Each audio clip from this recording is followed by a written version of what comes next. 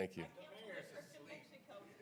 Well, it looks like it's a pretty safe environment here. You're all not sitting right next to each other except for you two up front here. Kind of spread out a little bit. Relax. Oh, for those of you in the other room, we're going to get started here. So I want to welcome you to the 6th annual Redefining Mobility Summit. This has been a journey over the past 6 years. Every year after the summit is ended, we talk amongst ourselves and say, this is the last year. And every year we go back at it again and we develop what we think is a pretty solid script of speakers. And we come here to learn from really from the brightest and the best. It's not about people that think there's some great things going on out there in transportation, but those that are actually doing it. And so we're trying to revolutionize mobility and expand our transportation landscape. Before we begin our sessions, I'd like to welcome our elected officials who are here to kick off the summit. They're very important to me, and the reason why is I can keep my job a lot longer if they're happy.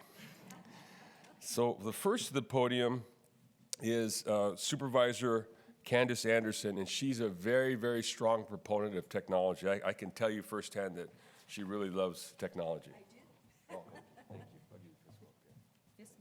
There we go.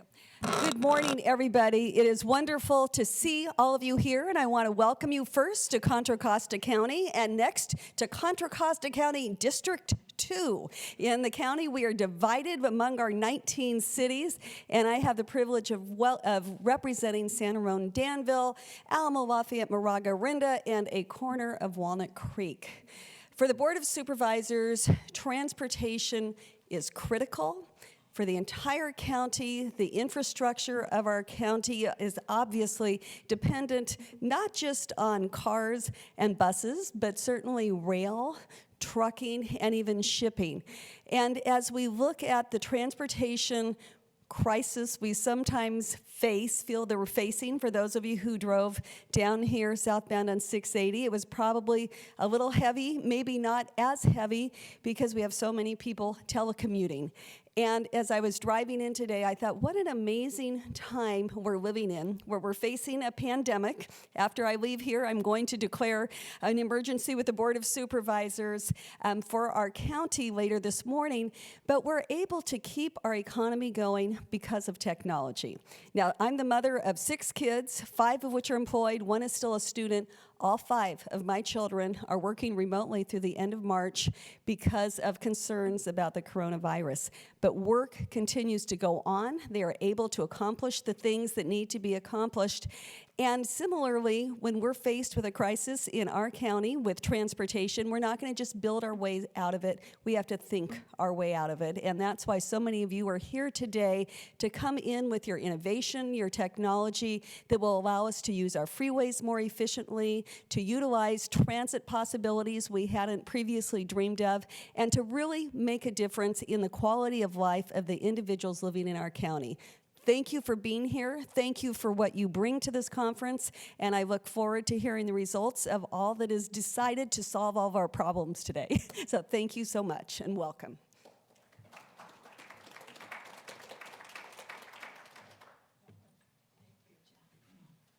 How many of your children work in technology?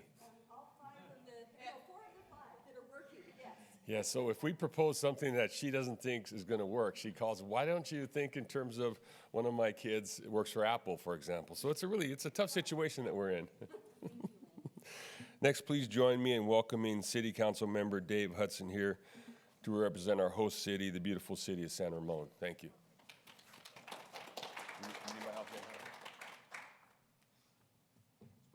Out of the elevator first, ready? Oh, I love the size of this crowd. I can stay on script, Lindsay. Where is she out there? She's usually scared to death that I'm going to go crazy on her. I have the honor to serve as both a board member of Contra Costa Transportation Authority and as a city council member for the city of San Ramon. And I can tell you that both entities support the values of technology, and we are dedicated to support state-of-the-art solutions to keep people moving. One of the ways San Ramon delivers its support is by serving as the host for this summit. Thank you, Bishop Ranch, for allowing us to use this facility.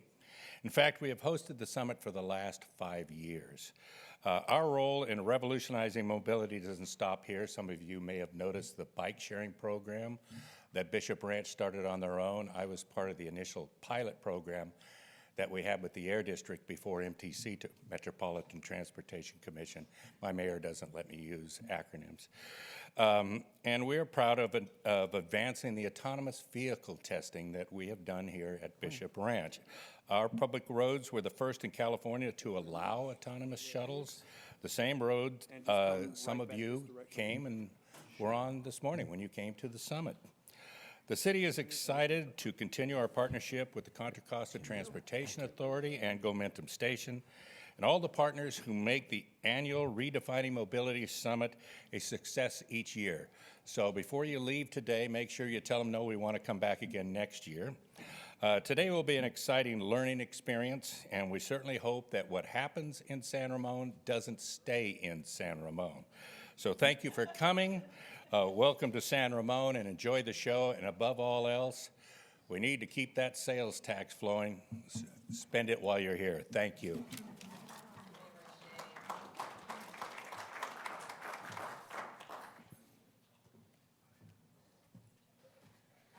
Great job, Commissioner Hudson. Fantastic. No? Okay, so please welcome Contra Costa Transportation Authority Chair Julie Pierce. Come on up.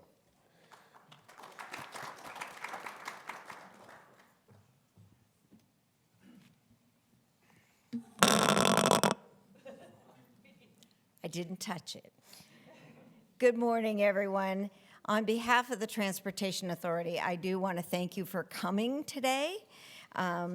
You made it here despite the heightened concerns about the traveling, and those of you who helped to coordinate it and sponsored today's event, we very much appreciate your attendance. I'm just going to take a sidebar from the remarks I was asked to make and say, let's all greet each other this way.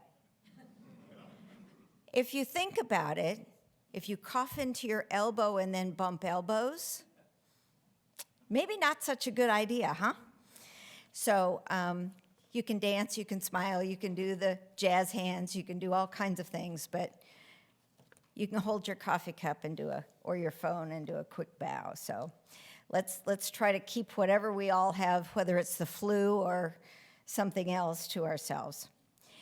Today's summit is about sharing and learning ways that technology professionals, policymakers, and transportation experts are embracing innovative initiatives to revolutionize the way that we move people and goods.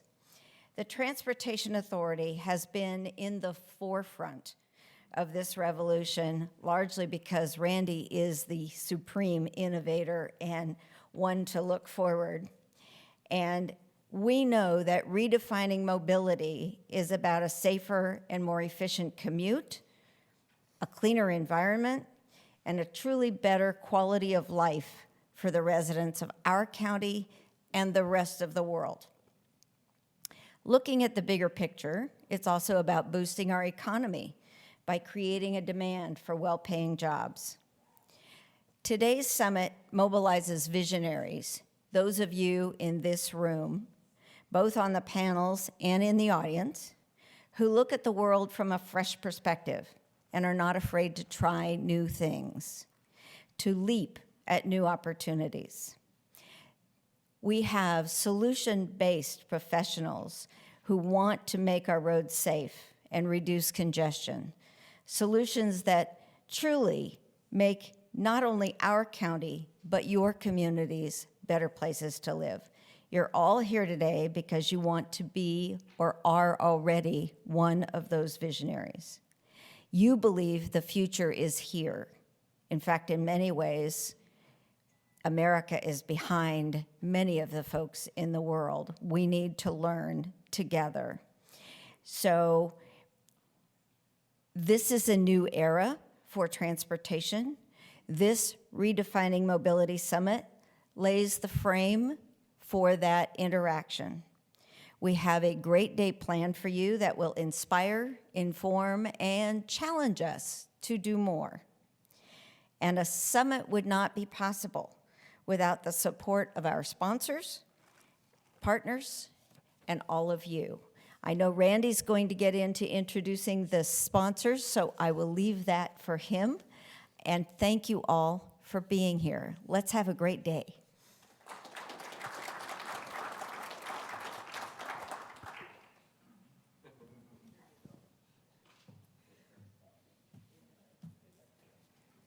I've been here so long now that this is the second time Julie has been the chair as I've made my, my way through this journey. And Mayor Taylor, I went through Mayor Taylor's chairmanship twice now, huh, Mayor? So it's been a long time. So as Julie said, and thank you to all the speakers. Thank you for taking time out of your busy schedules to be here. I wanted to thank some of the generous sponsors. We couldn't host this event without them, so let me run through the list very quickly. AAA, Northern California, Nevada, and Utah, Advanced Mobility Group, AWS, Bank of America Securities, Bay Area Air Quality Management District, Bishop Ranch, where we are today, Karma, Contra Costa Transportation Authority, DKS, Momentum Station, Glideways, Guide Us Surveying, Horizon Signal Technology, Lattice Industries, Local Motors, Nixon Peabody, PTV Group, Stantec, Ramos Engineering and Management, and Telego. We are very thankful for your support. Thank you very much. So on behalf of all of our partners, I want to thank you for joining us here today. How many students do we have in this group? Any students? The other room? Yeah, okay. So we have some students here. We want to educate the next generation of transportation leaders because, frankly, I'm getting tired, and so hopefully somebody, as they move up, will take my place. Today, government, industry, and international visionaries will speak about how innovative research, cutting-edge technology, and alternative modes of transportation are improving mobility, not just here only in the Bay Area, but worldwide. And as the executive director of the Contra Costa Transportation Authority, I have the honor to lead a team who are committed to tackle projects to help make transportation safer, greener, and more efficient. I have the privilege to work for a board who 6 summits ago had the foresight to enter into uncharted territory for a public agency by launching Momentum Station, the largest dedicated, secure testing facility for connected and automated vehicle technology. Momentum Station has become a world-class proving ground that attracts researchers, automotive manufacturers, and technology companies. All the speakers today are affiliated with these industries. They are passionate advocates who work to revolutionize transportation. Before I welcome our first panel today, there are a few housekeeping items that I wanted to get out of the way. First, please wash your hands as frequently as you feel necessary. Consider, as Julie said, bowing, giving a fist bump or a foot bump. That'll work too. We have a large overflow in the Tenaya area that the conference will be simulcast, so if you feel a need to go out there and spread out, that's fine. So there's some room out there. There's got video and audio there. This year we're encouraging folks to use Slido. That's S-L-I-D-O. I downloaded it. And we don't want to pass a microphone around, so if the Slido doesn't work, what we'll ask you, if you have a question, just shout it out. And you can, not when they're speaking, but after they're done. And then you can use your microphone to visit Slido or your phone and then type in the code RMS6 and you will go right to our event. And also, if you're posting on social media today, please use the conference hashtag RMS 2020 and be sure to follow at CCTA. So in addition, all the bios of today's speakers are located on the website, redefiningmobility.org. We want to give our panelists the time to share their knowledge with you, so we encourage you to read their impressive backgrounds online. And the restrooms are located in that area that way, in the back there. So, let's see. We're about 5 minutes behind schedule, but that's okay, Charlie. Let's have our first panel of experts join me on stage. This candid conversation among CEOs will be moderated by Jay Rogers, Local Motors CEO. Jay will introduce the members of the session. Please join me in welcoming the esteemed panelists. Jay? Hey, guys. Let's go ahead and head on. Thanks, Randy. You're welcome. Can anyone not hear? Oh, good, we're there. All right, thanks. So we're going to tackle this panel with my esteemed panelists here in the world's most uncomfortable setup, watching you but not being able to look at each other. And so just note that it's easier for you to see us, and we'll do this. Our intention here today is to be as informative and impactful as possible for those of you that are here wanting to learn, so that you know a little bit about you. 50% of you are trade professionals, industry professionals, and 50% are coming from other places. So not everybody in the audience is super knowledgeable about everything that's going to be spoken about here. And I want to give great credit to the organizers, to Randy, to Habib, to everybody at Contra Costa Transit Authority and the other sponsors for putting this together in the middle of what is obviously a difficult time for people to travel. The fact that you're here is a great credit to them and to all the organizers who put it on. So without further ado, I'll introduce our esteemed panelists. So starting here on this side, I have my friend and colleague, KY Chan. And so KY joins us as formerly the CEO of Protean Electric and now a senior advisor. And then down we have Dave Schweiter. And Dave is joining us from the Alliance for Automotive Innovation, which can be summarized as basically 99% of the automakers and OEMs who are out there and suppliers looking for safer, smarter, cleaner. And we'll have a lot to be able to say on that subject for what goes on Capitol Hill and around the rest of the United States. Quan Vu is joining us, and he is Director of Business Development for one of the more innovative companies out there that's looking at the backbone for autonomy. So you have an opportunity to really be able to see where his work goes on LiDAR and sensors, and we'll be talking about that. That's from Ouster. And then Tim on the far end, not least, but last but not least, is joining us from NVIDIA. And he's head of technical marketing, and NVIDIA also plays an important part in the backbone of what's happening in electrification and autonomy for vehicles. So that's who you see before us.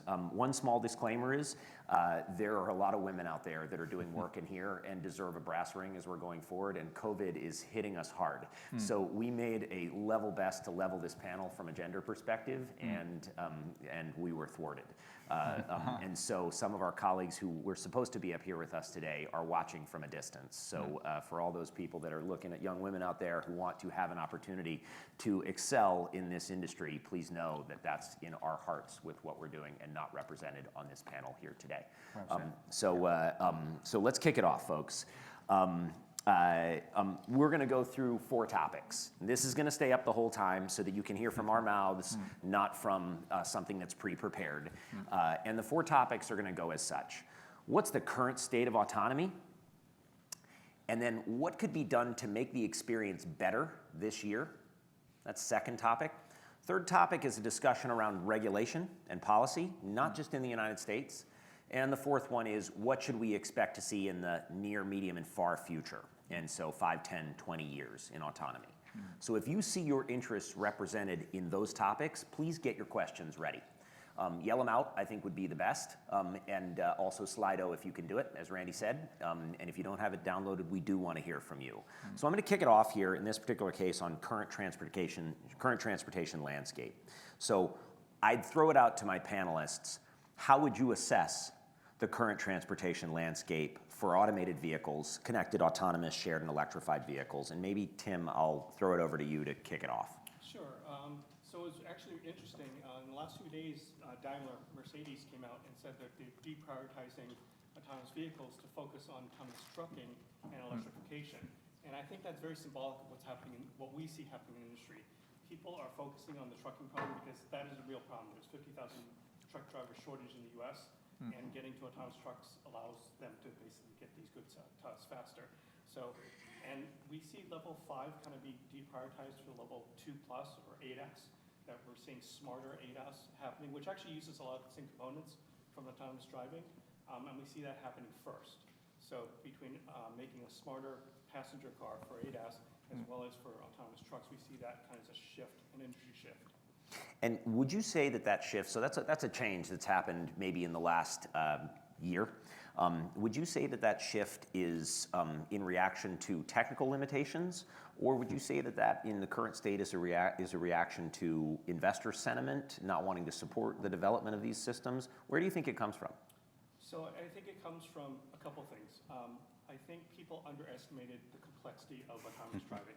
autonomous driving has now been recognized as one of the most complicated problems we've ever had to face as humans.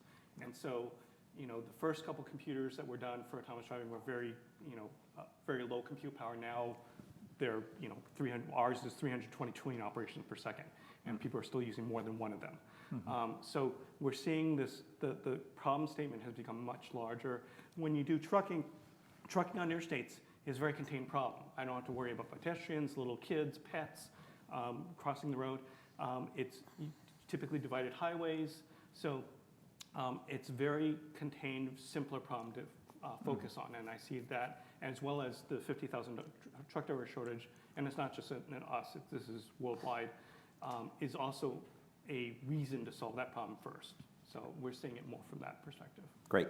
Maybe I'll just switch over here to Quan for you for a minute to speak about this same subject in terms of where do you see the current state of the industry? Absolutely. So the topic of autonomy has not changed. So the trends in terms of where it's happening, whether it's in our passenger cars or in other products and services, is still very much there. So we're seeing the evolution and changes, just like Tim has mentioned, from not defocusing completely from passenger cars, because there are still tests of those roaming around our streets today in the Bay Valley, in the area. But we're seeing them switching towards more unique and confined environments. So if you talk about delivery trucks, smaller robots that are doing delivery of foods as you order things, those are becoming more and more in demand today. We're seeing more of them happening on our streets. So the core of all this still has to do with the ability to provide perception and a digital perception that replicates our vision. Right? And that's a very difficult thing to do, but also it's very, like as Tim has mentioned, it's very difficult to process all that data in the background. So at Ouster, we're continuing to focus on providing the best available digital perception that you can get in order to make sense of that and to be able to produce whatever products that it is that you're testing in order to change the experience of mobility. So we're seeing shifting from passenger cars to smaller, more confined autonomous units that move about the streets, delivering products, taking services, etc., to perhaps even drones flying. And more importantly, in the commercial side, you see it happening also more on the commercial sense in terms of H4 or heavy off-road vehicles happening as well, which also will impact our experience in terms of how we look at mobility. So one thing to note for those people that haven't thought about this yet, Quan just brought up the fact that we're replicating the human capability. We're actually, from a processing perspective, having to go much beyond that because now we're putting sensors where human eyes don't normally go, in blind spots, behind, and other places like that. And so we're having to fuse a picture that not only is a sight picture, but also one that is sight in different spectra, and then also other kinds of sensing, smelling, hearing, other things like that, in places that humans don't typically go. You're usually sitting in a quiet box looking forward with lots of occluded environments around you. So the sensor fusion picture is a lot more complicated even than it is for a human brain because we have a lot more sensors that are out there.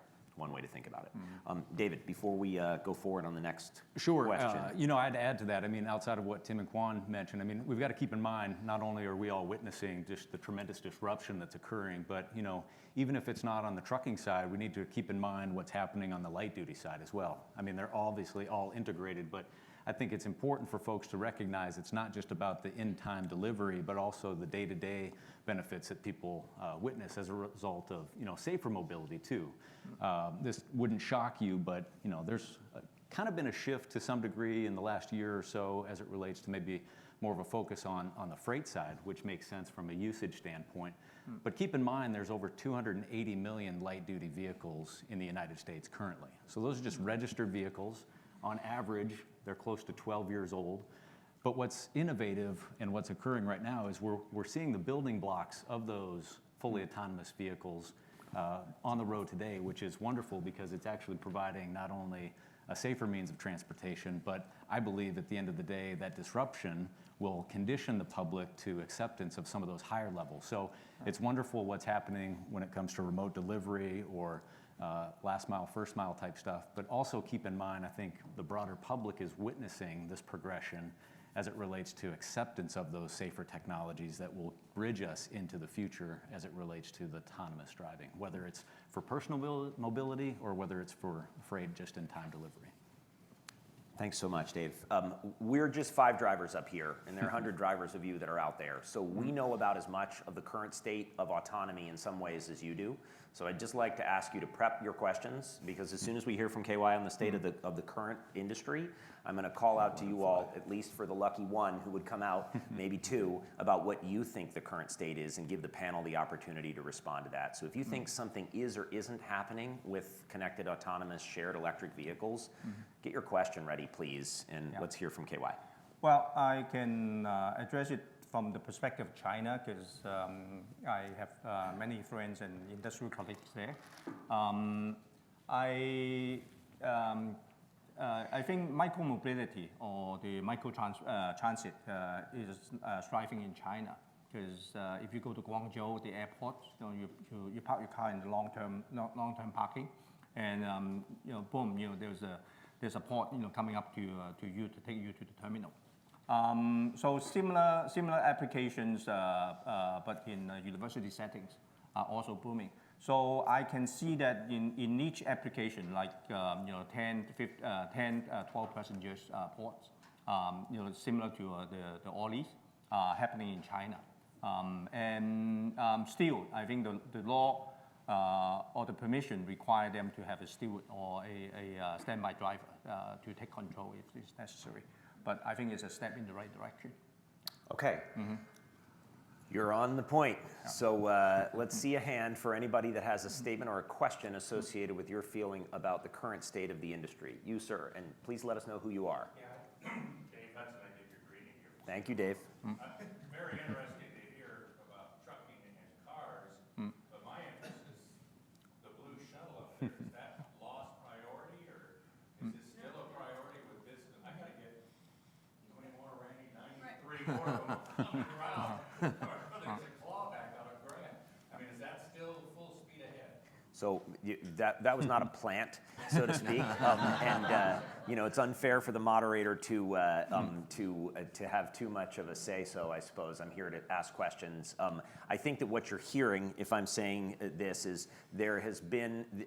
Niche case was the word that you used. Light duty was the word that you used, talking about the ability to be able to see new cases coming out. And we started with trucking. There is no doubt that when you look at small configurable mobility, like the Ollie shuttle, and there are others like the Navia Arma and the Easy Mile Easy 10, and the ones, there aren't that many that are out right now and deployable and that actually operate safely.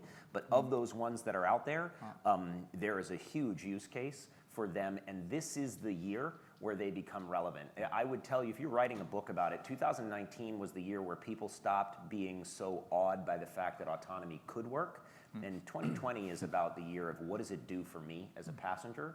And I go to all of our deployment sites with those Ollie shuttles all over the world, and it's amazing to watch people now go beyond. And what I think is happening is they just are living life. They're having a normal conversation.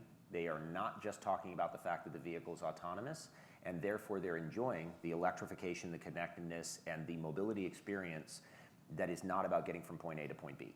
And so it's a totally different way, and it is still niche because we do have regulatory, and we're going to get into that in a second, because there are regulatory boundaries that are being lifted in other places, and I think many of you may want to know in what countries those things are being lifted, because it is making a difference for how these shuttles get out on the road. But this is the year where it becomes real, and it also becomes real in trucking. So I think these are what we're saying is they're niche use cases in 2020. And to put, last thing I'll say on that is niche. This is a $10 trillion industry. It is the biggest industry in the world, next to energy. There is nothing bigger than mobility. 4 trillion of that is local mobility. 1 trillion of that 10 trillion is low-speed local mobility. These are huge markets around the world. So when we talk about niche of a $1 trillion addressable market, the low-speed local is still giant, giant. Bigger than healthcare, bigger than any other industry other than energy. And so it's all around us. It's everything we do. So definitely relevant and definitely still out there. So thanks for the question. Okay, we're gonna maybe not hit them in order, but I think since we talked about it, regulation, I'd like to throw it over to our esteemed panel here to talk about regulation, and maybe we'll just let David kick it off here as a teaser. What needs to be done to foster global acceptance and widespread adoption of AVs? No, that's a great question. So getting back to the original question from the audience, I think, we're at an inflection point. Obviously, there's a lot of barriers that exist today that the average consumer or the general public is just unaware of. So obviously, whether it's the United States or worldwide, we're operating in a system where disruption's occurring in a realm where the human driver used to be behind the wheel. And obviously that's forcing a change as it relates to the manner in which people look at regulation. So there might have been some, I wouldn't call it irrational exuberance as it relates to the transition to driverless, but I think the more and more people started looking at the complexity of it, they witnessed that it wasn't as easy as just deploying and then it would just come to be. So I think on the regulatory front, we're witnessing kind of an evolution as it relates to whether it's domestically or internationally, local governments and regulatory bodies either being hesitant to embrace it for whatever reason, or they're going out of their way to try to embrace it, but they're still running into barriers as it relates to certain movements, including the Ollie shuttle and others. So I think on the regulatory front, whether it's in the US or internationally, we're having to witness kind of a transformation related to how elected leaders and regulators look at these new mobility choices, because at the end of the day, the systems by which they govern aren't necessarily designed to accept these type of forms of transportation. So again, it's a partly an evolution, partly conditioning not only the public, but also regulators to embrace, as Jay said, this tremendous market as it relates to not just new markets for new entrants, but also to expand opportunities to those that either don't have transportation or have limited means of transportation. So I think there's been an awakening related to things that local, state, federal, and international governing bodies can do to facilitate that trend. But of course, there's also some that have vested interest in not wanting to see that disruption occur because of their particular market share. So that's also a dynamic that people need to be cognizant of. Quan, what are your thoughts on regulation as we look at the status? The regulation that we have today, whether it's US or global, is really not driven by one overarching body that is driving that piece. However, you do see innovations, you do see relax in terms of certain regulatory that are going in place. For example, if you look at California, very recently, over the last few months, the DMV has basically relaxed and allow the testing of unmanned autonomous vehicles that relates to delivery. So any systems that weighs 10,001 pounds or less can go through a process of permitting so that they can drive autonomously on our streets. That's one way in terms of how we take the charge and open the gate, if you will. You also see, even with the recent news of COVID in China, that there's a spike of mobility in terms of utilizing autonomous shuttles to provide services to those areas where we don't want humans to interact. So that's incredible as well. So we see that emerging coming up. We also see deliveries of many different types, and as well as commercial industries leveraging autonomy to do and provide some services. So the more we see that, the more consumers can relate to that and then apply that to their own understanding and acceptance of such a services coming down the road. KY. There are government officials here, so I'm going to say something which may upset them. I think regulations a lot of times develop far behind the technology. Say, for example, the share bikes, the scooters. They launch and Lyft and Uber. They launch service before there's any regulation to regulate them. So I'm hoping that on the regulatory side they look much fast forward, so that we won't be we won't be waiting for the regulation when the technology is ready. So this is what I think I like to address, to talk to the audience. So I'm not ignoring your questions on just trying to hit regulation a little bit, and I can see them, so keep throwing them up on Slido. I've got them here on my computer. Tim. I'm going to build on what you just said, and it's worse than that. So regulatory is a mess. So there are different rules for autonomous vehicles at the federal level, county level, city level, and even local level. When we do cross-country drives, which we do, we test, we have to remember, okay, now we're entering the states. The reporting is different. We have to notify these people. And it is just massively complex. There's no unification at all. I've talked to DOT about, is there something they could do at the federal level to try to make, common guidelines? But it is Wild West out there. And it is, as a developer of autonomous vehicle technology, it is painful. We do some of our testing overseas because it's easier. And that's, this is actually what the federal government saw with drones, that they made autonomous drone testing so onerous that many companies moved overseas. They're watching this. They don't want to do this for autonomous vehicles, but this is kind of where it's headed because it is very onerous. So I'm going to add in on this one. I was a Marine for almost 10 years. I served in several combat zones, and I started my company, the ones that make these shuttles, because I was so tired of military folks getting killed in vehicles that were designed for wars that had long gone by. So if you don't think that there is an absolutely existential dilemma for those of us that are sitting up on this stage, we are here to make vehicles safer. And it runs in our bones to make that happen. And it is deeply frustrating to watch the morass of regulation that is out there. So if you want to hear it from us, please, anything you can do to be able to give a voice to safety and to cleaner transportation and to allow innovation to reign is something that will make jobs better, and it is something that will make all of your kids and yourselves and your parents safer on the road. We kill 100 people a day. 94% of those are due stats to human choices and error. And that is a solvable problem today. So Tim has noted that it is difficult for him. I just also would like to make the point that it is not just autonomous driving.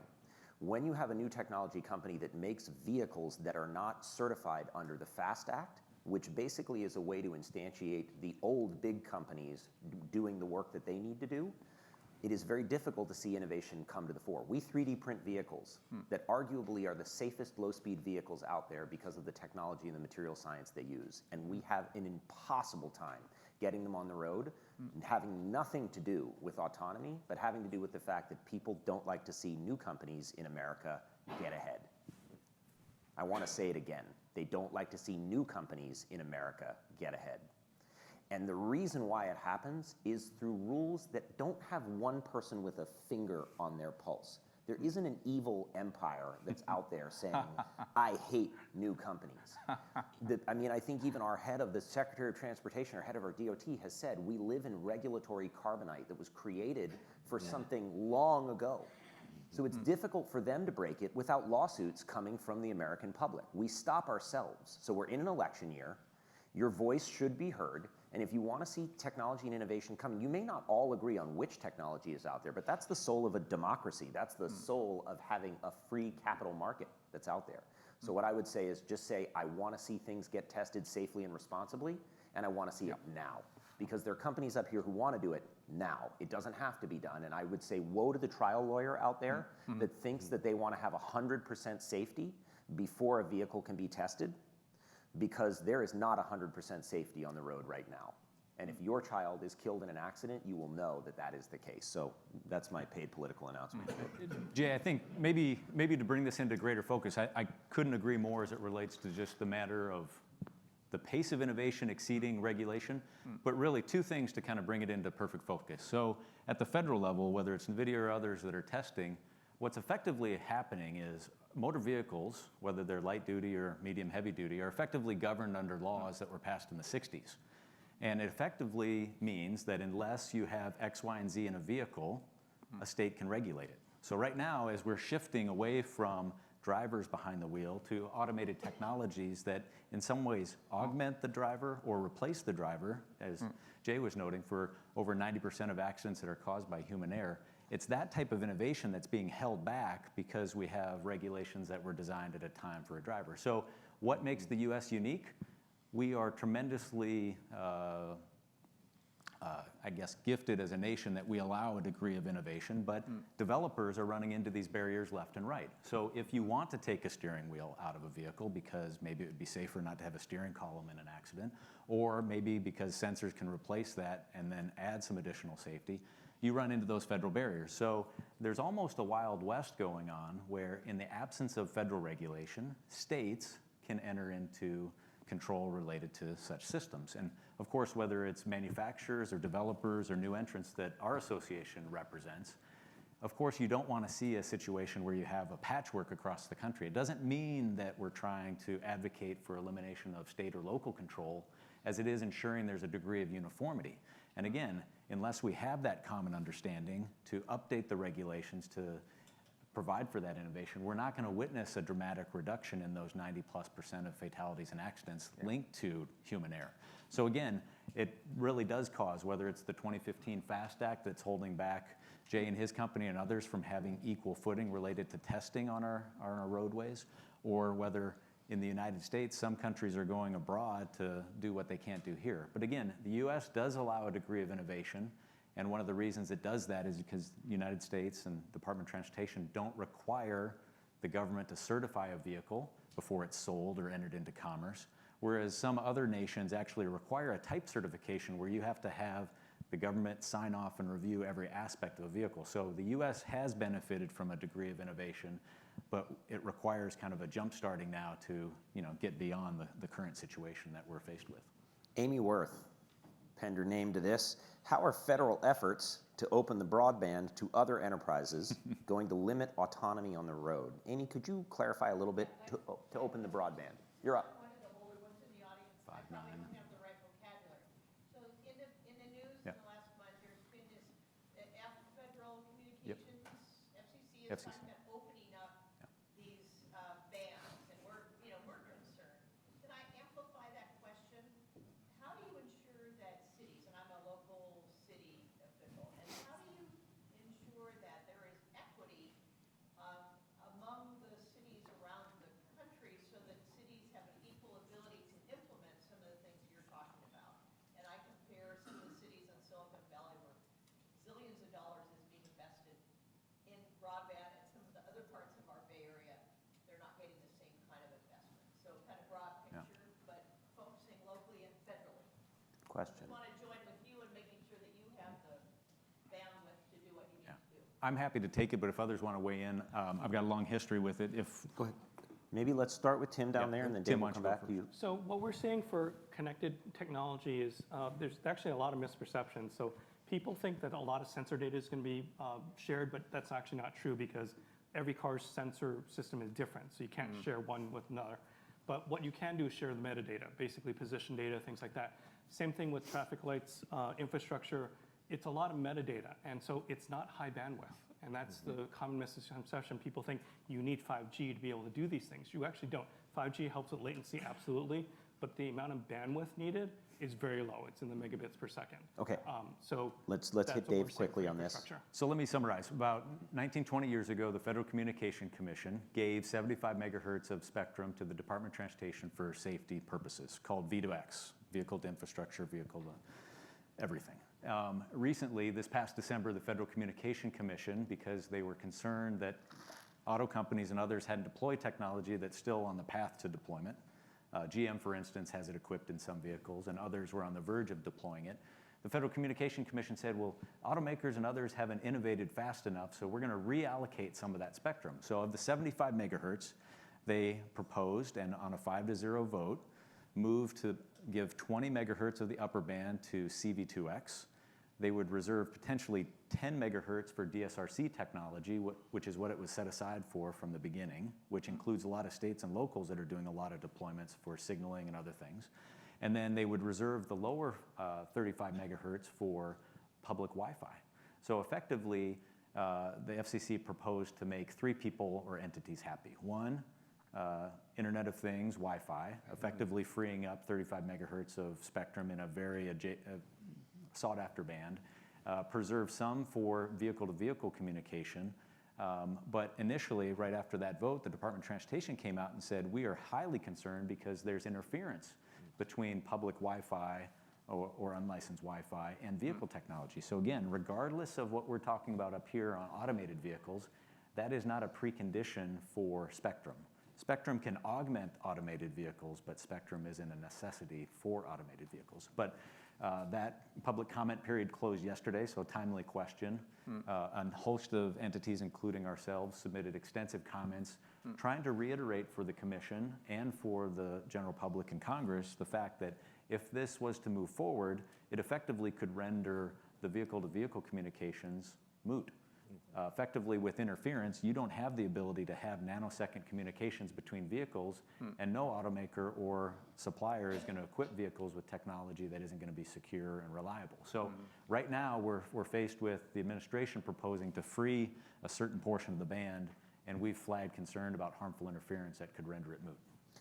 So I'm going to add on to this a very different perspective also, which is that I could care less about autonomous driving when it comes to spectrum, which is exactly what Tim is saying, because we don't use it in order to be able to deliver a great, safe experience. However, the most important thing is that it's not about getting from one point to the next point. The edge spectrum that we're using in a 5G or broadband connected environment has everything to do about making that experience great. And that bandwidth hog, so to speak, is a very real thing. If you watch a kid get on a vehicle, they want to play a game, they want to stream their YouTube video up, they want to do geocaching, they want to do all these things we've never even heard of in a vehicle before. But I guarantee in 10 years, they're going to look back and say, Dad, Mom, you drove in a vehicle that just had a radio in the front? And so we miss the point when we think that broadband is just for autonomous, or those of us who know that you don't really need it for autonomy, we're missing the point that you actually do need it badly in the vehicle for what you could do in the future. And so the cities that have 5G right now, and just in constrained areas, are the ones that are going to see the most incredible service on those vehicles. So your question is still a really good one, is if you live in a city that gets a broadband deployment, you're going to see vehicles that are going to use it and make awesome experiences. And the cities that don't have that, they're just going to have bus service, which is okay. I know you do, but I don't mean it in a way it's just not experiential.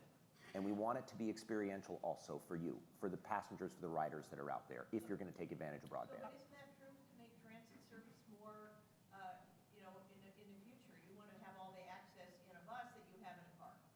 Actually, I think rider. Isn't that important too? yes, but the bus and the car can be so much more interactive, is the point about broadband. Yeah. Okay. Thank you for the question and for putting it out there. And so we're going to try to hit some future in this also. And so I'd like to be able to pull up one of our questions from our panelists, from our Slido in this case. So the question that's out there that came up would be, does the panel believe autonomous vehicles can use only video, not LiDAR, to achieve level 5? This has been a question that's been out there. There's a lot of things, people want to say things on this stage about it. So we're going to go ahead and whoever anonymously put that one down, we'll start down there and we'll move over to Quan afterwards. NVIDIA has something like more than 400 different automotive customers. So we deal with pretty much every car company. What we're seeing is there are companies like Tesla that says, you can drive only with cameras. There are other companies that are saying you can only drive with LiDAR. There's everything in between. Car companies are very religious about their sensor types and picks and where they're located, but there is no solution for all. I believe personally that you need to have multiple types of sensors because sensors fail. Sensors have weaknesses. LiDARs don't like non-reflective black surfaces. Radars like mylar balloons, which are metal, but of course we would drive right through a balloon.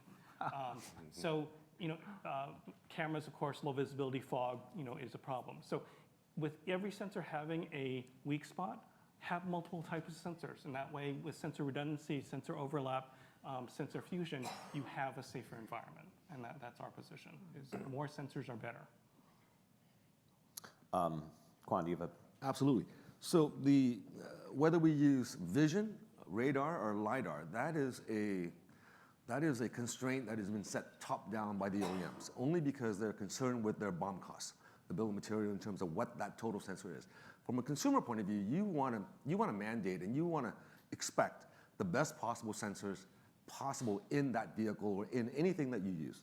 So therefore, from our point of view, digital perception and accurate digital perception of reality is what we're aiming to do. In doing that, we see that LiDAR is a complement of a suite of sensors, that it doesn't exist by itself. It doesn't exist with one or two other sensors, but we do know that there are pros and cons of different content that are being generated from different types of sensors. So I don't think that camera alone is good enough, because we do know that it has, effects to illumination. We do know that using camera together with LiDAR and other radars, for example, or even perhaps in the future infrared, are technologies that we as a consumer and from the OEM should also demand. Making price not the point at the moment, but really the total aggregate of complete sensors that will give you that digital perception. There's been a question in here that's about seeing the advent of solid-state LiDAR. Very good question. There's so much to discuss here, and I think we're going to skip some of these things. But I wanted to add on and note that whether you're talking about the Johnson-Nyquist theorem or whether you're talking about other physical impediments like the speed of light, for those of you that live in Silicon Valley, Gordon Moore created this thing that now has become a law, which says that we can double the number of transistors on a chip every 14 months.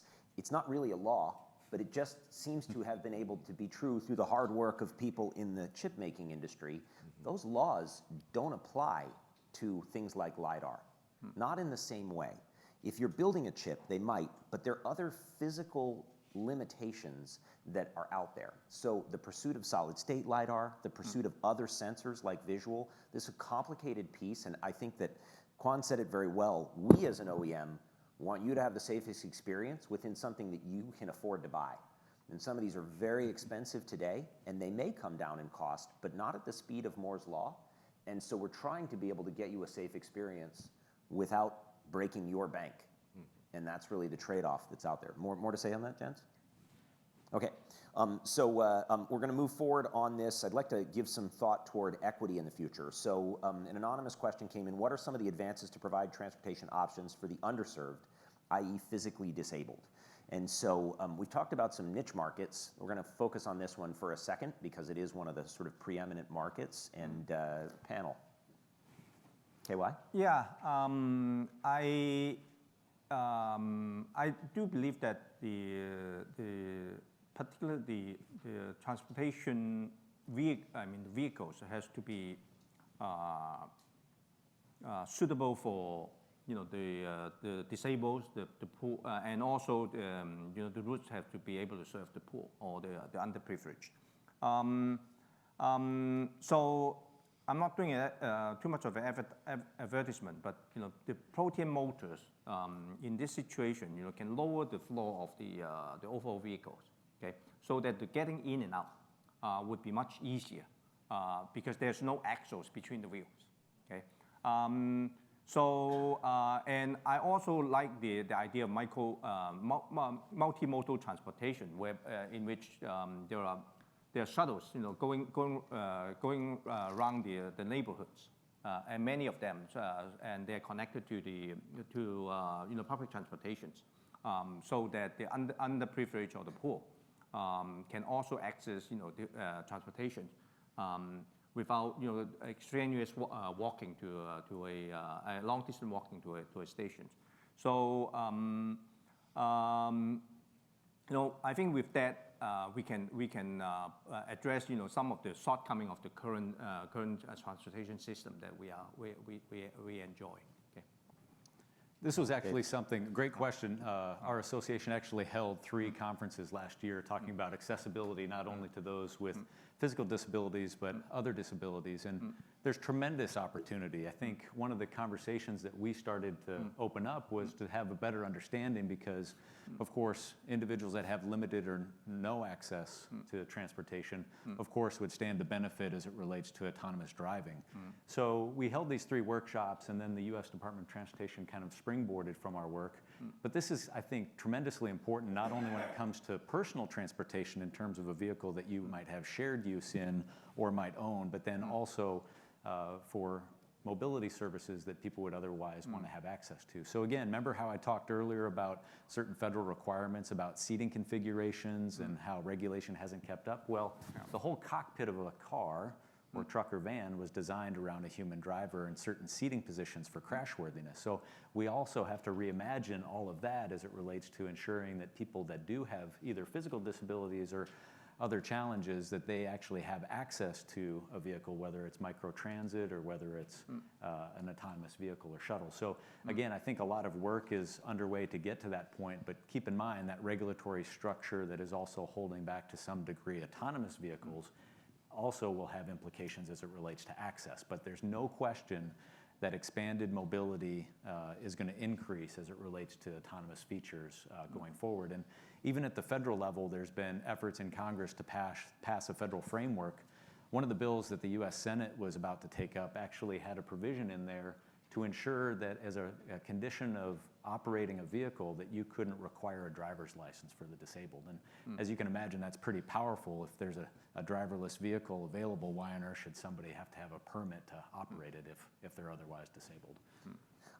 I would share that I spent time with Victor Calise, and Victor is the commissioner in New York for the mayor's office for people with disabilities, and he invited me to go from Midtown to downtown with him, and he's in a wheelchair, and I'm not, and I just stayed quiet behind as if I was joining him. And if you've never done that, please take that journey in a big city, because it's really incredible how difficult it is for people with disabilities to get around in a big city. Wow. If you look at vans, minivans today, we've seen a lot of autonomy being foisted upon minivans. My 87-year-old father can't get in the back of a minivan. It's too hard for him to negotiate the step up and then also crouching down and getting in a seat with a plush cover that's hard to scoot over on. And so he just can't use a minivan. So we keep pushing this idea of minivans provide great autonomy, and they're really not well set up. KY is right. You make a vehicle that's just 2 inches off the ground that somebody can step up on and find a seat. In fact, with technology to allow a blind person to be able to identify where the open seat is in the vehicle so they're not embarrassed by trying to find where they're not sitting in someone's lap. These things are obvious challenges if you spend some time with people who have disabilities, and we need new vehicles that are capable of being smarter for people that have those disabilities. So just I think a great question, and it's happening. It's going to happen more. So that's out there. I want to turn our focus, if we could, a little bit to the workforce. We have a question from the audience. And basically the question that I think is on many people's mind is, what's the future workforce? Derek Lee asked this for the autonomous vehicle industry, and how will the current transit workforce move toward that future? A really good question. And so panel, who wants to respond first? It's looking at me. Well, you are. So I'm happy to respond. So I actually have asked a number of history professors this question that, is AI going to replace, all our jobs? And, it's interesting that starting with the Industrial Revolution, there's always a dip in jobs followed by, it comes back more than twofold. So we expect the same thing to happen for transportation industry, that yes, drivers will probably, their jobs go away. But what's interesting is take truck drivers. We actually thought they'd be very hostile toward the idea of having autonomous trucking, but they make money on getting goods from A to B as fast as possible. They were excited that they can drive for 8 hours and then they actually are supposed to rest. Well, now they don't have to stop. They can turn it over to the autonomous system, and that will drive while they're sleeping. They can get up and basically start driving again. Or what actually was more interesting to them is they can run a fleet. They can own a few trucks and basically be the supervisor watching over these trucks, but these trucks are driving autonomously. So it's what we're seeing is that people are coming with innovative ways to essentially do more, even with the autonomy as an assistant. But I think there's a lot of jobs that we're not even thinking of, because you still have to maintain those trucks. You still have to help create better AIs, so you're collecting data. There's a lot of jobs still out there. I'll take this question. Quan, yeah. Yeah, this is a great question. So the workforce in this particular question doesn't apply just to your job and my job. So if you imagine, this is already happening today. The evolution is already happening. The changes in the workforce in terms of agriculture, in terms of heavy machinery and constructions outdoor, that evolution has already taken place. These sensors, these platforms are already embedded in some of these large, heavy construction machinery, allowing our Joe Farmer in small town America to drive and manipulate a particular combine for 12 hours a day instead of 6 or 7 hours based on weather and or sunlight. So that evolution is already happening. And so what it does is it provides efficiency, reprograms how we interact with those particular platforms. But we're already seeing autonomy in there in terms of auto steering with agriculture, in terms of these big, large dump trucks that are bigger than this building, operating semi-autonomous and in some cases autonomously in large open pit mines, with workers still watching and monitoring the trucks, but not being inside the cab itself. I just want to know from my perspective, I had an opportunity, we deploy in Korea, in the Middle East, and in Europe, and the United States, and a bunch of places. And I was in the Middle East 2 weeks ago, and I was driving in northwestern Saudi Arabia, and I was going from a very small town named Tabuk out to an even smaller town named Sharma. And I took an Uber, and it was a 200-kilometer drive, and that person had been driving for Uber for maybe 6 months. And so here is a new driver for Uber driving me 200 kilometers, and I arrived at 3 a.m., just to give you an idea. And I had a plan that fell through, so I called an Uber. And he came pick me up. We had an amazing conversation all the way out. There was connectivity, 4G, all the way out on that 200-kilometer drive. And all that driver wanted to talk about was the future of autonomy, and could he take part in that future in northwest Saudi Arabia. He's only been driving for Uber for 6 months. And before that, he had a small grocery business in that town that I left from Tabuk. So I think for me, that was knowledge that all over the world, there are people looking for opportunities to be able to be part of the new economy or workforce. He was only part of the Uber workforce for 6 months, and now he wants to see whether he can learn about other things that are out there. I see motorcycle makers that have been involved in craft industry like that say, how could I get involved in autonomy? And so the spirit of disruptive innovation or creative destruction is alive and well. I think we all know in this audience that jobs will be lost and jobs will be made, and that's painful. But I think tactically there are jobs to be had right now, and that is what is happening. Derek, on your question, is there anything you want to follow up with on that? Burning questions or thoughts? I guess the question is, should we be teaching our kids computer science? Should we be teaching our kids engineering? What type of entrepreneurial opportunities are there for that Uber driver to actually own his or her own fleet? There's some questions like that. And not to mention just like the social infrastructure side of things where, we partnered with Velodyne LiDAR in our classroom programs last year. And their projects for the students in the classroom were to look at safety and how to bring safety, a cultural understanding of safety in autonomous vehicles. So the civic engagement piece too is also important. So those are some follow-ups for you. Okay. So to answer the question, teach your kids data science. Computer programming, computer science is done. People don't write code anymore. It's all about basically curating these data sets, understanding how to trim the data structure, how to basically optimize it for high performance. Data scientists name their salary. I'm not kidding. They are in such high demand. You cannot get enough of them. Whether it's Google, Apple, Facebook, us, we will pay top dollar for a data scientist, and they're in short supply. So basically, that's what I would say, go after. It is what I tell all college kids. Tim's answer. Including my own three daughters who are not interested. KY, you're up next. Yeah, I would. I really cannot answer your question. What to teach your kids or our kids, because they never listen to us in any case. I do think jobs will change. I think one of the good things about coronavirus, okay, there are many bad things, but one good thing is that it forces us to telecommute. So our jobs, in the future, will I think a lot of employers will understand the benefit of telecommuting. And in addition to that, going back to work a lot of time requires to go to pick up our get our car and drive. I think in the future with autonomous driving, okay, with the further proliferation of Uber and the like, that drive down the cost of driving each mile, from 60 cents to 10 cents, if you share. Then I think the future of going back to work entail just hailing a share ride vehicles and get back to work.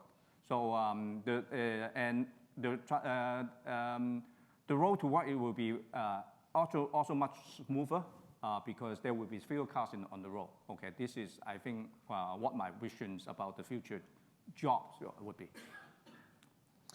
So a couple of thoughts here. We've got some great questions that are coming out. I'm going to try to tie some threads together. For the blue collar that is out there, so I've led hundreds of Marines in my life, and none of those Marines had college degrees. I would say maybe 99% of them did not. That age group is a favorite for people who are working in our microfactories because, in a sense, like teaching somebody to shoot a rifle, if they've never been trained before, they're way easier to teach. And so I love working with people who are fresh and new to the industry, and a college degree is not a necessity to be able to be a player in this industry. The massive online collaboration courses that are out there, people who are going through the Silicon Valley courses that are out there, you're seeing a lot of 18-year-olds and a lot of 50-year-olds who are out of their job coming in and doing that. So there is opportunity for blue-collar workers to take advantage of those and not go through a traditional degree. I don't think white-collar jobs are taking over blue-collar jobs in this industry. Not in our microfactories, they're not, because we need people to build the vehicles, certify the vehicles, operate them when there is a steward, teleoperate them. If you look at the people that fly drones from Creech Air Force Base, they're not white-collar folks. Yeah. So I think what we're talking about in this industry is just training people to be part of it. I do agree with data science, but I don't think it's just that. STEAM education is the soul of being able, so science, technology, engineering, arts, and math. We're seeing a resurgence in designers. And so, but people who need to know CAD design instead of just pen sketching. And so if there is a young person out there that wants to go learn that, I sat with a guy on a bus the other day who's sent his child to Savannah College of Art and Design because the kid really wanted to learn how to design vehicles. And so that wasn't as heard of before as these new vehicles are coming online. So I think STEAM education outside of just data science has a new day, but not necessarily for college degrees. And so Randy has pointed out to me, and I'd be remiss in saying, we've just donated a vehicle to Pittsburgh High, and we're stoked about it. Glad to hear there are other people that are stoked about it here. This is not a first, nor will it be a last, from a point of view of putting a robot in people's hands where they can sort of get their arms around what doesn't work about it and what does work about it and how would I make it better, is the soul of not having it be a white-collar job. So for those fears that are out there, if you've got an 18-year-old or a 60-year-old that wants to switch jobs, there are plenty of opportunities that are out there in the areas like Contra Costa where, or in Pittsburgh, where there are things. And it just takes stepping up and saying, I want to be part of it, because we're very willing, all of the people on the stage. If you are a data scientist, you're going to get paid a lot on the way there to making it happen. Okay, so another item that has come up here as we go forward, let's look at the future a little bit, because we're coming toward the end of our time. And so I want to think about the future, give it a good measure in terms of where we are. What are the things that we can expect to see?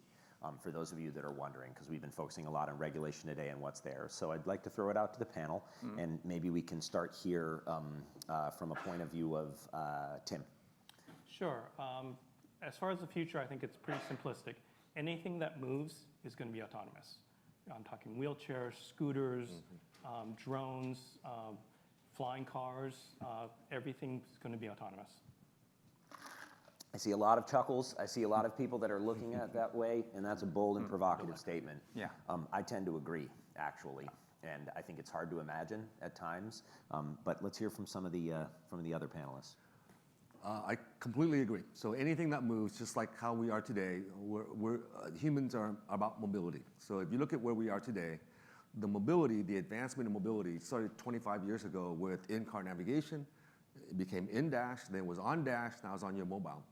And that same evolution would take place as well with anything that moves, whether it's a small robot or something that carries you. So for us, in order for that to move, it's improved computing. It's additional regulatories and things that come down, or if it doesn't come down, the technology will push that to go. But the key is in replicating the perception of what we have today. So how do we replicate that digitally? Whether it's one sensor or a suite of sensors is irrelevant. It's combining all that together in order to provide the best possible perception scenario for a computing platform to basically analyze and make decisions. I want to add one thing. It's not just perception problem. That's part A. Part B is understanding. And that is the hard part, for it to understand, like we do as humans, what's going on. For those of you, we just live in a lucky area to be able to be gathered here in San Ramon. So General Magic, Does that ring a bell with anybody in the audience? Raise your hand if you've heard about it. Okay, here was a bold company that came out and said, we're going to put a device in your pocket, and it's going to allow you to read this thing called email. And it was built here in Silicon Valley. Cost $800 at Circuit City, in Fry's when you were out there, and nobody bought it. 3,000 people bought it when it first came out. But their partners were legion. I mean, we're talking about Sony, and we're talking about IBM, and it was a product ahead of its time.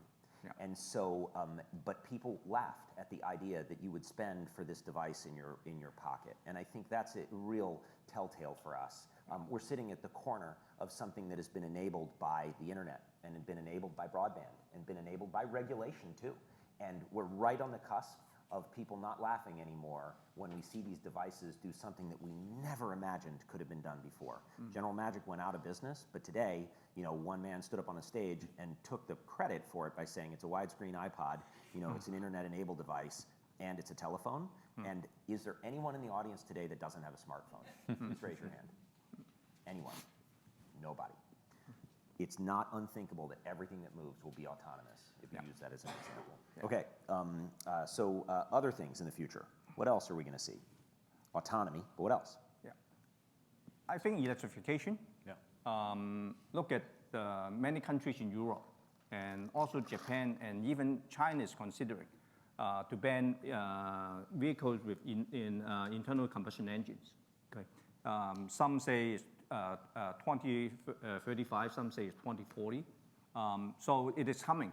It is unlike in the 1990s when Californians would like to have 15% of the cars being electric vehicles, okay, which failed miserably. Yeah. So electric vehicles is definitely coming. I had the luxury last year of sitting on a panel with Paul Kagame, who some of you may know is the leader of Rwanda, and he said, we have a burgeoning post-conflict tourism industry here, and we need to stop internal combustion engine two-stroke bikes from polluting our environment. All motorbikes are going to be electric, all of them. You can do that when you're a dictator. Yeah. That can create great opportunity for blue-collar workers in Rwanda to say, how am I going to convert internal combustion engine motorbikes? And it was fascinating to watch all of the data that he had collected and the desire to push a tourism industry forward in Rwanda by making that change. And wow, incredible. But fighting against that, which I think I'd like to hear a little discussion, is battery.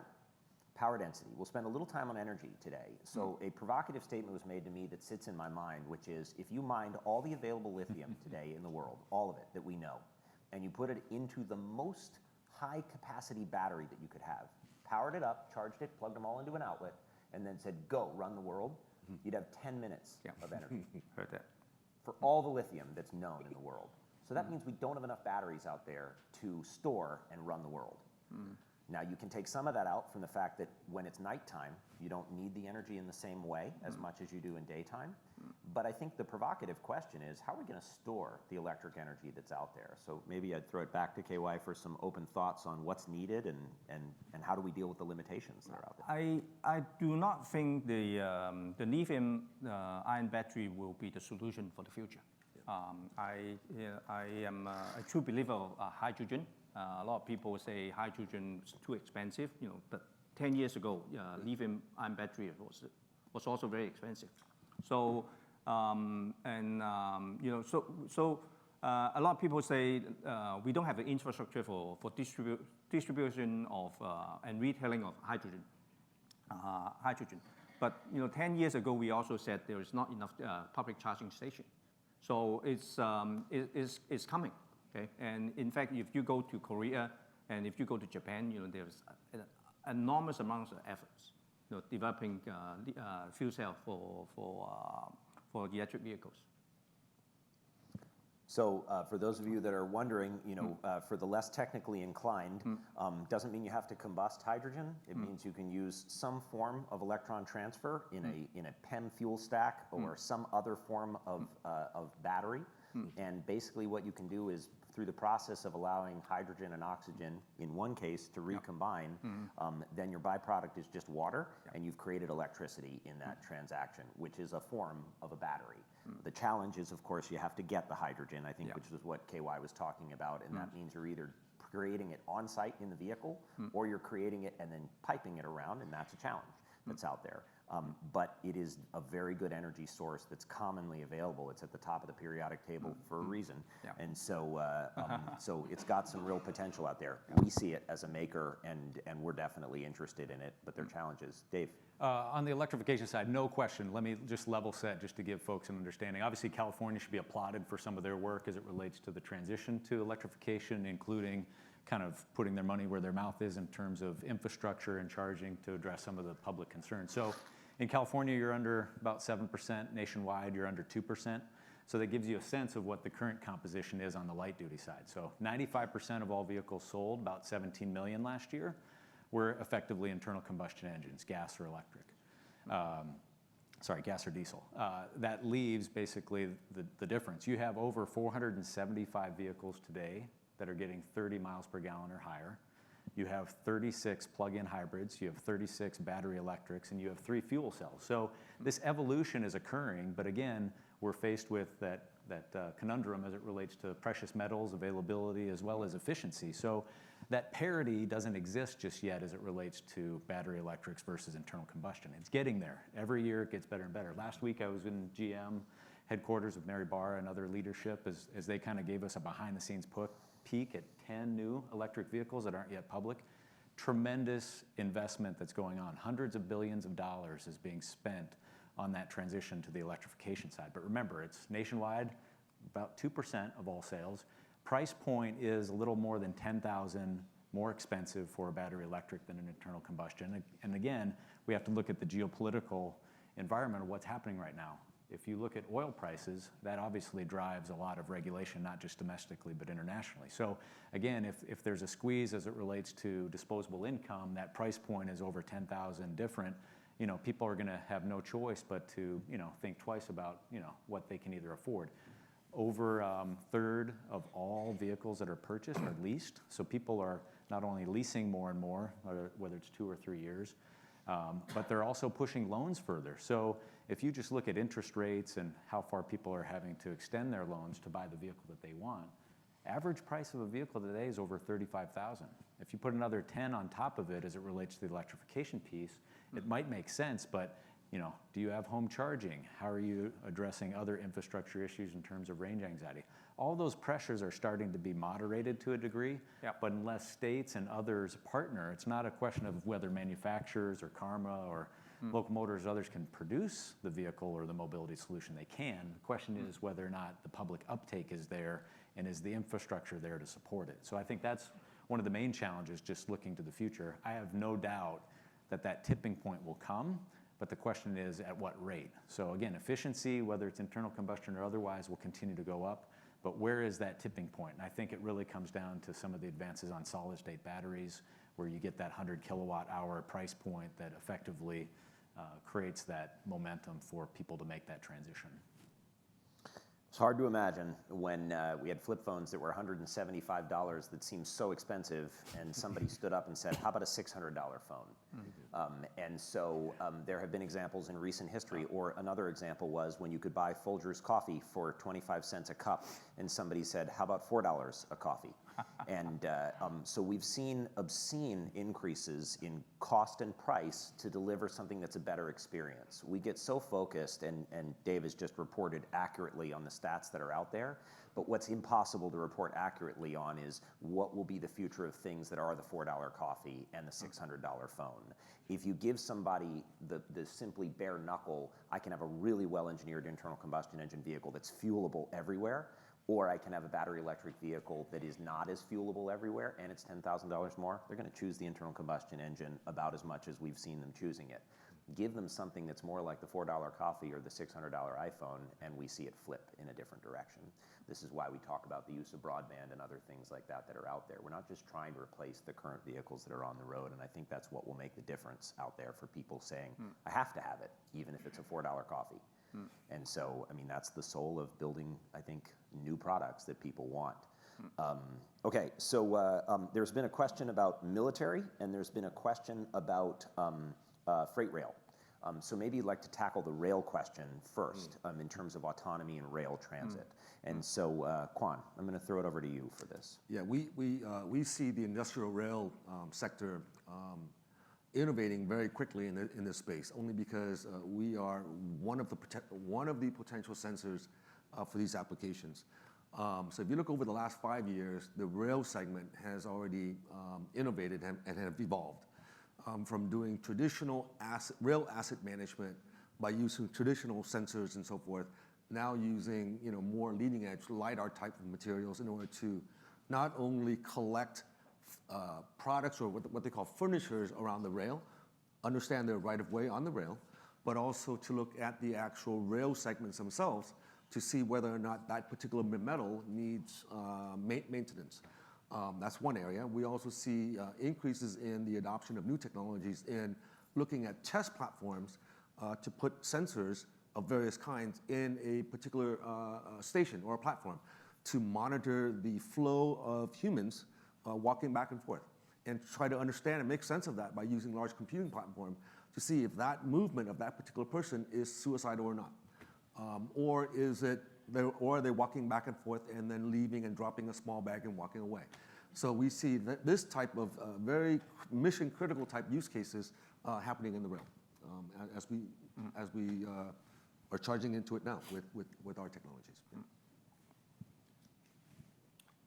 Similarly, we're seeing a lot of, like you alluded to, inspection of rails. So what's interesting is besides LiDAR, you can use a high-speed camera to do the same thing, train a deep neural network to know what to look for, and basically it'll flag it in real time, and you don't have to send, they used to send dedicated inspection vehicles out, but now you can do it on the actual commuter trains. Also interesting is the look ahead, being able to predict landslides that are going to basically derail trains, being able to see that before it happens. Overgrowth, again, they normally do inspection, but sometimes they can't get out there in enough frequency. So now every train actually has an inspector on board that's looking for overgrowth and things that can cause problems in the future. So we're definitely seeing technology get into commuter rails. I think Andrew Carnegie and some of these other people would be pretty excited to see rail being discussed on the stage. I think if you look just this morning, Fast Company announced the 10 most innovative companies in transportation, and one of those on that list was a rail company. And so I think we're seeing the opportunity for transportation to be disrupted within and without. I'd like to just throw out boat also. We've worked with a couple of boat companies right now, being in the 3D printing industry. University of Maine, collaborating with Oak Ridge National Lab, use the same technology roughly that we use in large-scale additive to be able to print an electric boat. Electric boat transportation, just like electric rail transportation, it's just so much easier to service and so much easier to understand. And it doesn't have to be autonomous, but it's ready to be autonomous. And so there's a lot. To throw something out there, the National Highway Transportation Safety Administration has an $860 million a year budget. The FAA has a $16 billion a year budget. We suffer when it comes to ground transportation, and air gets a lot more. For some reasons that are good and other reasons where we really need to focus not on decreasing the funding for FAA, but really thinking about how much more we can do on the ground and on the sea. And so it's not just rail, but it is other items that are out there that can take advantage of these trends that are out there. I thank you for the question on that. Military. Panel, does anybody want to speak about what we're going to see in the military when it comes to autonomous, not just AVs and CVs? We're engaged with a few DODs on special projects. Cannot talk too much about them, but they are trying to improve on systems that will take our troops out of the front lines, if possible, so that things can autonomously work on their own. One area would be potentially autonomous troop carriers, autonomous Humvees or Strikers that will navigate by themselves on dirt roads instead of getting IED with 6 troops inside. So sensors are being utilized in those test environments today. Not for gun targeting though, we will not do that, but for those things, yes. So another thing we're seeing, again, I can't speak in very detail about these projects, but trying to get supplies to troops, supply chain, is one of the most targeted and high-risk missions that are out there. So making that autonomous. What's interesting in autonomous supply truck is that if there's no humans on board, it can take evasive action very differently and doesn't have to worry about jostling the humans around. But it knows how to look for IEDs, knows how to look for basically an ambush about to happen, and can just power right through it. So the whole point is to keep soldiers safe. The other thing is for naval, it's interesting, is that your detection system for Navy is tough because the platform you're on moves. So you have a wave, you see a ship, don't see a ship, see a ship, don't see a ship. And so trying to improve those perception systems. So not only does it, if it just sees it and maybe sees it again, then it knows it's real and actually is able to tell you whose ship it is, what kind of ship it is, what the firepower is, and be able to recognize that much faster than a human could, because human essentially has to see it about 4 times before they really think they've seen it, whereas the autonomous system can do it much faster and with much more clarity. So I started as a sniper platoon commander, and one of the first things you learn is you have to sketch the environment so you can remember it and commit it to memory and then report it over a radio.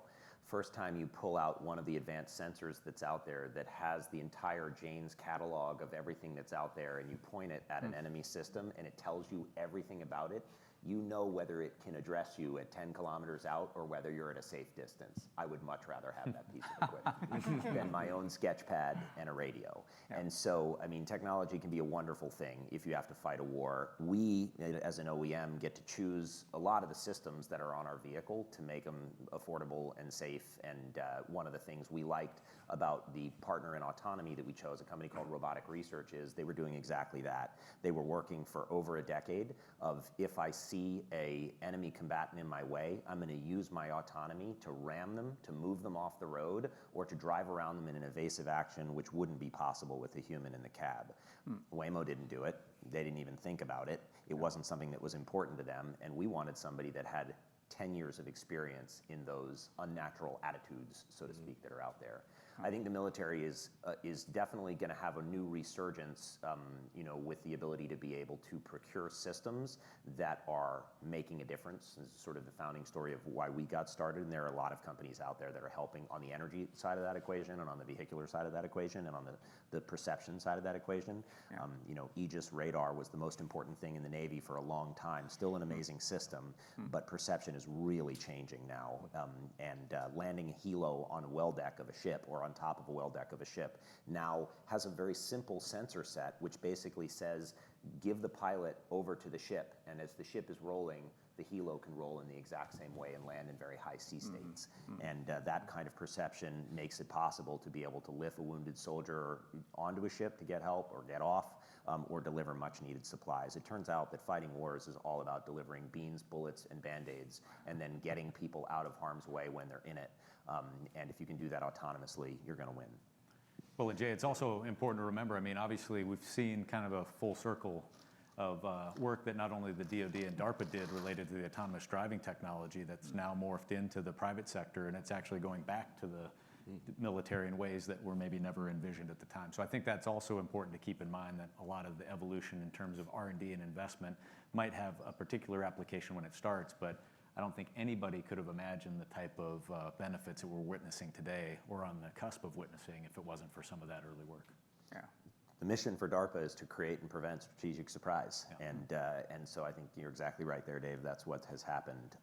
Maybe we can talk about electrification a little bit more in the future, because KY talked about it a little bit. The internal combustion engine, the motor, and the axle and the transmission is such a soul of dealers, distributors, parts, everything that's out there, and cost, I want to say. If you've ever had your transmission light come on and be mystified about why, you'll know it. So, KY, could you speak a little bit to us about what the change in electrification is meaning for the powertrain and the systems in the vehicle? Yeah, I think at the beginning of this, the latest revolution of automobile, I think a lot of engineers just thought, rip out the engine and put the motors there, then boom, you have electric vehicles. Of course, you need batteries too. But that is actually a very inefficient way of converting a vehicle, a electric vehicle. Speaking from my experience, I think the traction need to happen where the traction or the power is required. So for Protean, we put the motors into the wheel. And therefore, we eliminated the whole concept of transmissions, okay? And drastically reduce the number of parts that need to be serviced in the vehicle. And also make the vehicle more roomy so that you can have more space for the passengers and the drivers, or more cargo space. So that's where we come from. So I think electrification is a revolution, okay? And we have taken revolution to the very end, so that the whole concept of designing and operating vehicles would be different from the current paradigm. So that's a setup for a question that was asked anonymously, but I think is important, is how do we raise funds to pay for the maintenance and operation of our transportation system as vehicles move from internal combustion engines to EVs? So maybe I'll also ask you to add on to that. How do you raise funds to pay for the maintenance and operation as transportation systems move from internal combustion engines to EVs? I think at this point in time, you do not have service industries, I mean the third-party service industry, aftermarket service industry, especially for EV, because EVs, as we know them, are mostly serviced by the original OEMs. Okay, so I think that this may change as technology further progress, and I have been running a company, Protean Electrics, which basically raised funds from the VC market, from the venture capitalists, and our customers are OEMs. Okay, so a lot of times OEMs would ask us, how do you service your motors? And we've told them, there's our motors is like Apple phones. You do not need to service. Or when it is serviced, it need to be serviced in a depot, okay, centralized depot. So and that actually was not a statement that scared the OEMs away. In fact, they find comfort, hearing such a service approach. So I do not see raising funds, especially for servicing electric vehicle, is a particular challenge to our industry.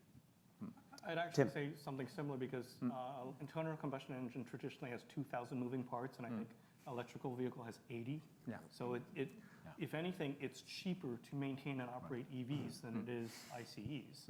So if anything, it's less work that's needed, because suspension's the same, brakes are the same, but basically transition, exhaust, all that stuff's gone. So it's actually much simpler to maintain. And Society of Human Resources Management, a lot of other people out there already on top of it from a point of view. We provide training for our 18-year-olds that come in on how to do high voltage, and it's not hard to get the training to service these vehicles, and we're already training our deployment partners who are not individual owners. They are transit operators and campuses and other things like that, how to service these vehicles, and it's just a lot simpler. People are kind of like, wow, if I only knew. I could have done that. I never needed to know what a transmission was like. I mean, one of the things, this is a paid political announcement for Protean hub motors, because we use them.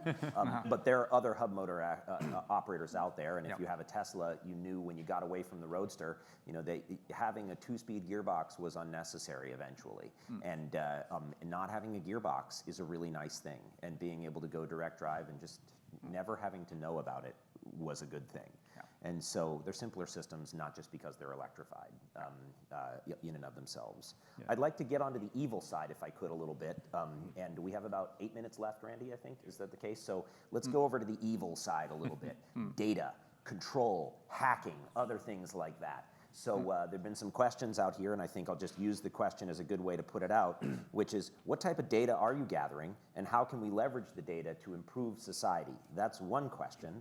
But the other question, anonymously, is hacking the vehicle controls is a concern for evil intent. How do you see a future where police forces will mandate an ability for them to take control? So in one case, we're gathering data, and we use it to improve safety. In another case, the data is there, and it could be used by other people who want to hack it or demand to take control of the vehicle. Panel, can you respond? For the good or for the bad? I'm happy to start. So we're seeing car companies take security very seriously. So we're seeing them put enterprise-level security in the car. So intrusion detection systems, gateways, firewalls, even honeypots, and basically monitor everything. One of the interesting things advances being done is kind of an AI watchdog that basically it knows the steady state of the system, who should be talking to who, and anything that it doesn't understand or isn't approved just gets killed. And this actually helps with zero-day attacks, your unknown attacks. There have been attacks where the tire pressure monitoring server gets hacked and suddenly gets upgraded and can take control of the car. Well, the AI supervisor understands a tire pressure monitoring server should not be saying brake or steer. So it understands that as soon as it sees those commands, it just locks it out. So we're seeing a lot of that innovation to kind of actively manage the car, actively watch over the car, and assure that it is actually not connected to the internet. So from another aspect from the auto manufacturer and supplier side, so there's no question there's obviously been stepped up efforts.